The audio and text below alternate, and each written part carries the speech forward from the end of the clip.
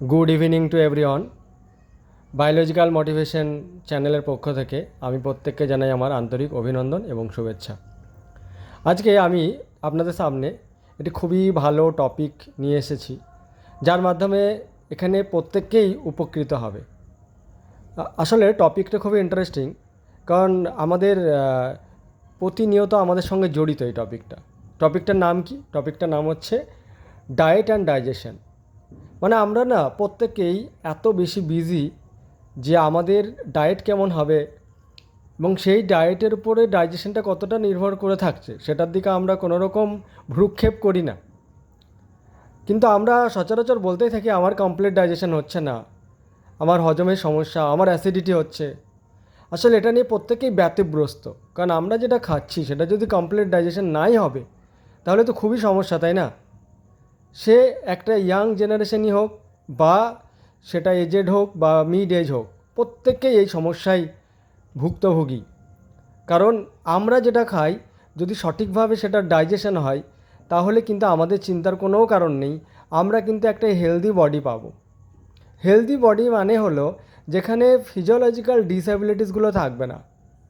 তো আজকের টপিক হচ্ছে ডায়েট অ্যান্ড ডাইজেশন, অর্থাৎ আমরা কী ধরনের ডায়েট ফলো করে জীবন ধারণ করব। তো এতটাই ইমার্জেন্সি, আমরা এতটাই ব্যস্ততার মধ্যে থাকি যে আমরা এগুলো ভুলে যাই, যা পাই তাই খেয়ে নিই। কিন্তু অবশ্যই চেষ্টা করি একটু ভালো খাবার খাওয়া, যেগুলো একটু টেস্টি হবে। তো যাই হোক, এই ডাইজেশন এবং ডায়েট এই জিনিসটা যাওয়ার আগে আমি কয়েকটা বেসিক কথা বলে নিই। তার আগে বলে নিই ডায়েট জিনিসটা কি। আসলে ডায়েট সবার কাছেই জানা। ডায়েট হচ্ছে কতকগুলো খাদ্যের সমষ্টি। সেটা হতে পারে লাঞ্চে, হতে পারে সেটা ডিনারে, হতে পারে ব্রেকফাস্টে, হতে পারে একসঙ্গে অনেকগুলো খাবার যেগুলো আমরা খাই, সেই লিস্টটাই হচ্ছে ডায়েট। মানে সেই টাইমে সেটাই ডায়েট। তার মানে আমি হয়তো ভাত খাচ্ছি, তার সাথে আবার ডিম খাচ্ছি, আবার চিকেন, তার সঙ্গে আবার মানে যাবতীয় যা যা খাচ্ছি সেই সবগুলোকে নিয়ে আমি হয়তো বলছি সেটা ডায়েট। তো এখন আমি বোঝাতে চাইছি যে আমরা যে খাবারগুলো খাবো সেই খাবারগুলো যেন সঠিকভাবে আমার দেহ ব্যবহার করতে পারে। আমরা যে খাবারগুলো খাই সেই খাবারগুলো তো সহজেই ব্লাডে পৌঁছে যাবে না। সেই খাবারগুলোকে ব্রেক করতে হয়, ভাঙতে হয়, এবং এমনভাবেই ভাঙতে হয় যাতে সেটা সহজেই রক্তের মধ্যে পৌঁছায়। তার মানে এখানে যেহেতু সবাই তো আর বায়োলজি স্টুডেন্ট নেই, জেনারেলাইজভাবে আমি বলছি খাবারগুলো এত ক্ষুদ্র ছোট ছোট কণায় পরিণত হয়ে যেতে হয় যা আমাদের খাদ্যের নালী থেকে যেন রক্তের মধ্যে পৌঁছাতে পারে। অর্থাৎ আমাদের যে ডাইজেস্টিভ সিস্টেম আছে সেখানে কি হয়, কিছু পোরাস লাইক স্ট্রাকচার, মানে আলটিমেটলি চ্যানেল বলা হয়, বা চ্যানেল ছাড়াও কোনো কোনো ফুড স্টাফ পাস করতে পারে।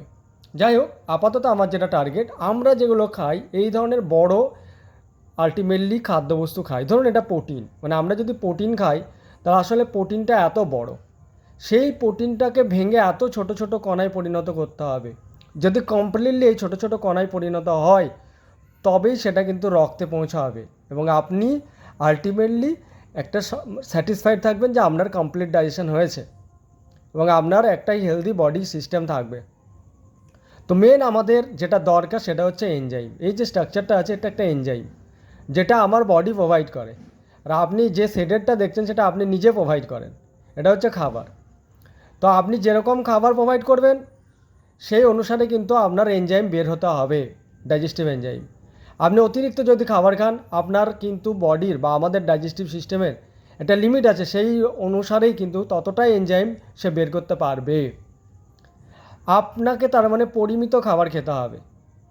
তার মানে এখানে পুরোপুরি এই যে ফুড স্টাফগুলো দেখতে পাচ্ছেন যেটা আপনি প্রোভাইড করেছেন আপনার ডাইজেস্টিভ সিস্টেমে থ্রু ডায়েট, অর্থাৎ এখানে যেটা হচ্ছে এই পুরোপুরি সেডেড পার্টগুলোকে ছোট ছোট ডটে পরিণত করতে হবে। আর এই ছোটো ছোটো ডটে যে পরিণত করবে সেটাই হচ্ছে এই এনজাইমগুলো। তার মানে বুঝতে পারছেন যে যত এরকম ফুড স্টাফ আপনি খাবেন ঠিক তত অ্যামাউন্টেরই এরকম এনজাইম দরকার। আর সেই এনজাইম কি করবে, আপনার এই যে সেডেড পার্টগুলো দেখছেন এগুলোকে ভেঙে দিয়ে এই ছোটো ছোটো ছোটো ছোটো অনেক ডটেড স্ট্রাকচার তৈরি করবে। অর্থাৎ এগুলোকে ভেঙে দিয়ে ছোটো ছোটো অনেক ডটেড স্ট্রাকচার তৈরি করবে। এই যে ডটেড স্ট্রাকচারগুলো তৈরি হলো এইগুলো আসলে আপনার অ্যাবজর্ব হতে পারবে, মানে এইগুলো হচ্ছে ডাইজেস্টিভ প্রোডাক্ট এবং সেটা ব্লাডে চলে যাবে।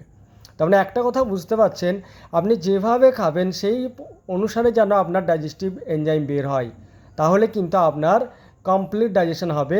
অর্থাৎ আপনি যে খাবারগুলো খাচ্ছেন সেগুলোকে ভাঙার জন্য এই এনজাইমগুলো কারা দিতে পারে? স্টমাক দিতে পারে।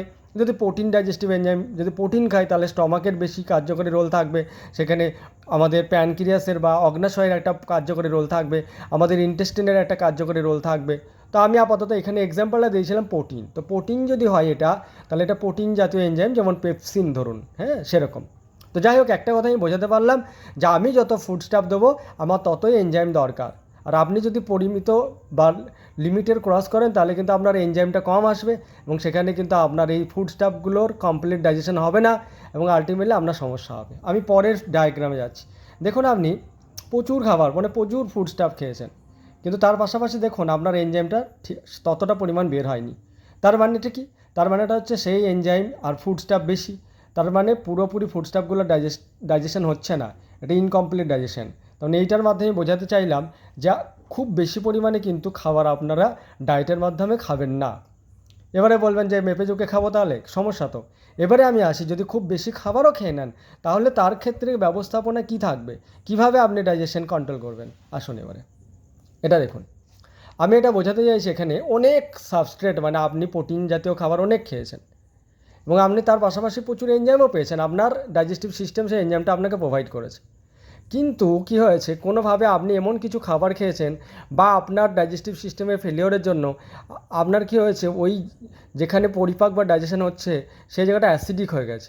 মানে আমরা যেমন একটা নির্দিষ্ট পরিবেশে কাজ করতে পছন্দ করি, তেমনি এনজাইমগুলো কিন্তু একটা নির্দিষ্ট পরিবেশে কাজ করতে পছন্দ করে। এক এক রকম এনজাইমের এক এক রকম পরিবেশ দরকার। স্টমাকের ক্ষেত্রে কি অ্যাসিডিক এনভায়রনমেন্টে কার্য করতে পছন্দ করে, কিন্তু বেশি অ্যাসিডিক যদি হয়ে যায় তাহলে কিন্তু সে আর কাজ করবে না। আমি এখানে বুঝিয়েছি যে কোনোভাবে আপনার যদি অ্যাসিডিটি হয়ে যায় তাহলে কিন্তু চাপের হয়ে যাবে, সঙ্গে সঙ্গে আপনার এনজাইমগুলো কী হবে, স্ট্রাকচারাল চেঞ্জ হয়ে যাবে এবং এনজাইমগুলো ইনঅ্যাক্টিভ হয়ে যাবে। আর ইনঅ্যাক্টিভ হয়ে গেলে কী হবে, এনজাইম থাকবে কিন্তু সেই এনজাইম সাবস্ট্রেটের উপরে কাজ করতে পারবে না, যেহেতু গঠনগুলো চেঞ্জ হয়ে গেছে, তাই আপনার কিন্তু আর ডাইজেশন হবে না। তাই কারোর যদি বুঝতে পারেন যে খাবারের আগেই অ্যাসিডিটি বুঝতে পারছেন, তাহলে আপনার প্রথম কাজ হবে যে অ্যাসিডিটিটাকে আগে কন্ট্রোল করা। অর্থাৎ অ্যাসিডিটি যদি আপনি কন্ট্রোল না করতে পারেন তাহলে কিন্তু আপনার এনজাইমগুলো এরকম ইনঅ্যাক্টিভ থেকে যাবে এবং আলটিমেটলি আপনার ডাইজেশন ভালো করা হবে না। এবারে আমি পরের টপিকে আসছি, যে আমরা যদি বেশি খাবার খেয়ে নিই তাহলে আমাদের বেশি এনজাইম দরকার। তার মানে আমরা এবার কী করবো, যে বেশি খাবার যদি খাই তাহলে এবার বেশি এনজাইম দরকার। সেক্ষেত্রে আমি বুঝিয়ে দিচ্ছি যে আমি যে খাবারের ডায়েটের মধ্যে আমরা কী রাখবো। আমরা জানি যে আমরা যদি প্রতিদিন ডায়েটের মধ্যে না একটু টক জাতীয় খাবার, টকের তরকারি বা টক যাই হোক না কেন, এই ধরনের টক জাতীয় খাবার রিসার্চ করে দেখা গেছে তারা ডাইজেস্টিভ এনজাইম সিক্রেশন বাড়িয়ে দেয়। অর্থাৎ আমি ভাত খাচ্ছি বা আমি লাঞ্চ করছি, সেই লাঞ্চে যদি আমি টক খাবারটা রেখে দিই তাহলে কিন্তু আপনার ডাইজেস্টিভ এনজাইম সাফিসিয়েন্ট পাবেন। আর আপনার যদি ডাইজেস্টিভ এনজাইম সাফিসিয়েন্ট আসে আর আপনি যদি সাফিসিয়েন্ট খেয়েও নেন তাহলে কিন্তু আপনার কমপ্লিট ডাইজেশন হবে, যেহেতু আপনি কী খেয়েছেন, টক জাতীয় খাবার খেয়েছেন। সেটা তেঁতুল হতে পারে, সেটা লেবুর রস হতে পারে, মুসম্বি হতে পারে। এবার বিটার, অর্থাৎ আমরা উচ্ছে অনেক সময় কী হয়, মানে আমরা জানি এই ডায়েটের মধ্যে এগুলো রাখা উচিত, বাঙালির খাবারে তো এগুলো থাকেই, বিটার, এবং কিন্তু টকটা সবাই রাখে না। তেতো জাতীয় আমরা যদি খাবার খাই তাহলে কিন্তু সেটাও কিন্তু আমাদের ডাইজেস্টিভ এনজাইম সিক্রেশনটাকে প্রমোটস করে।